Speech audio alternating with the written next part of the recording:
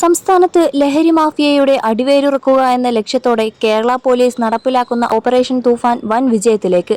പദ്ധതി ആരംഭിച്ച് വെറും 15 ദിവസം പിന്നിടുമ്പോൾ തന്നെ 10 കോടിയിലധികം രൂപ വിലമതിക്കുന്ന നിരോധിത ലഹരി വസ്തുക്കളാണ് സംസ്ഥാനത്തുടനീളം നടത്തിയ കർശന പരിശോധനകളിൽ പിടികൂടിയത്. ആഭ്യന്തരമന്ത്രി രമേശ് ചെന്നിത്തല ഉന്നത പോലീസ് ഉദ്യോഗസ്ഥരുമായും കേന്ദ്ര ഏജൻസികളുടെ പ്രതിനിധികളുമായും നടത്തിയ പ്രത്യേക അവലോകന യോഗത്തിന് ശേഷമാണ് ഓപ്പറേഷന്റെ ഇതുവരെയുള്ള പുരോഗതിയും ഭാവി പദ്ധതികളും മാധ്യമങ്ങളോട് വ്യക്തമാക്കിയത്. ലഹരിക്കെതിരെയുള്ള ഈ പോരാട്ടത്തിൽ ഇതുവരെ 2575 കേസുകൾ രജിസ്റ്റർ ചെയ്യുകയും 2778 പേരെ അറസ്റ്റ് ചെയ്യുകയും ചെയ്തിട്ടുണ്ട്.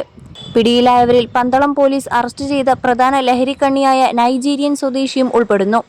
മികച്ച പ്രവർത്തനം കാഴ്ചവെച്ച പന്തളം പോലീസിനെ മന്ത്രി പ്രത്യേകം അഭിനന്ദിച്ചു. പരിശോധനകളിൽ 1.58 കിലോഗ്രാം MDMA, 146.45 കിലോഗ്രാം കഞ്ചാവ്, 46 ഗ്രാം ഹാഷിഷ് ഓയിൽ എന്നിവയാണ് പ്രധാനമായും പിടിച്ചെടുത്തത്. ഓപ്പറേഷൻ തൂഫാൻ ശക്തമായതോടെ ലഹരി മാഫിയകൾ പ്രതിരോധത്തിലായിരിക്കുകയാണ്.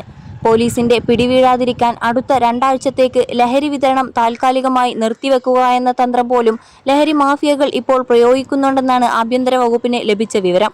എന്നാൽ ഇതുകൊണ്ടൊന്നും പരിശോധനകൾ അവസാനിക്കുന്നില്ലെന്നും ലഹരി പൂർണ്ണമായും ഇല്ലാതാക്കും വരെ ഈ തുടർച്ചയായ പ്രക്രിയ മുന്നോട്ടു പോകുമെന്നും മന്ത്രി ഉറപ്പിച്ചു പറഞ്ഞു. 21 ലക്ഷത്തോളം സന്തുഷ്ടരായ ഉപഭോക്താക്കളും 2 ലക്ഷത്തോളം തിമിര ശസ്ത്രക്രിയകളും പൂർത്തിയാക്കിയ മലബാറിലെ ഏക കണ്ണാശുപത്രി Al Salama eye hospital, hospital road, Perinthalmanna. ലഹരി വസ്തുക്കൾ പ്രധാനമായും അതിർത്തി കടന്നാണ് കേരളത്തിലേക്ക് എത്തുന്നതെന്ന് പോലീസ് കണ്ടെത്തിയിട്ടുണ്ട്. ഇതിന്റെ ഉറവിടം എവിടെയെന്ന് വ്യക്തമാക്കുന്ന ഏകദേശ രൂപം പോലീസിന് ലഭിച്ചു കഴിഞ്ഞു. മറ്റ് സംസ്ഥാനങ്ങളിലെ ഉദ്യോഗസ്ഥരുമായി കേരള DGP ഇതിനോടകം തന്നെ ചർച്ചകൾ നടത്തിയിട്ടുണ്ട്. വരും ദിവസങ്ങളിൽ കേന്ദ്ര ഏജൻസികളുടെ പൂർണ്ണ പിന്തുണയോടെ ഈ ഓപ്പറേഷൻ കൂടുതൽ വിപുലീകരിക്കാനും ശക്തമാക്കാനും യോഗത്തിൽ തീരുമാനമായി. ഇതിനായി പ്രത്യേക പാക്കേജ് തയ്യാറാക്കും. പ്രവർത്തനങ്ങൾ കൂടുതൽ ശാസ്ത്രീയവും ആധുനികവുമാക്കുന്നതിനായി IG പുട്ട് വിമലാദിത്യയുടെ നേതൃത്വത്തിൽ മൾട്ടി ഡിജിറ്റൽ ഇന്റഗ്രേറ്റഡ് പ്രൊജക്ട് തയ്യാറാക്കും. കൂടാതെ എക്സൈസ് വകുപ്പിന്റെ ഓപ്പറേഷൻ തണ്ടർ പദ്ധതിയും ഇനി തൂഫാന്റെ ഭാഗമായി സംയുക്തമായി പ്രവർത്തിക്കും. കൂടുതൽ ശാസ്ത്രീയമായ പരിശോധനകൾക്കായി പോലീസ് ഡോഗ് സ്ക്വാഡിന്റെ സേവനം വിപുലമായി ഉപയോഗപ്പെടുത്തും.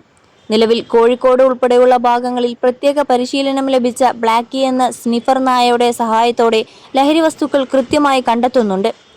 വരും ദിവസങ്ങളിൽ കൂടുതൽ പോലീസ് നായകൾക്ക് നാർക്കോട്ടിക്സ് കണ്ടെത്താനുള്ള പ്രത്യേക പരിശീലനം നൽകും.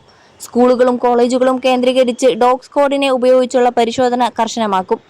ഇതുകൂടാതെ സംസ്ഥാനത്തെ 4 എയർപോർട്ടുകളിലും തുറമുഖങ്ങളിലും വിവിധ ഏജൻസികളെ ഏകോപിപ്പിച്ചുകൊണ്ട് സംയുക്ത പരിശോധനകൾക്കായി പ്രത്യേക യോഗം ചേരും.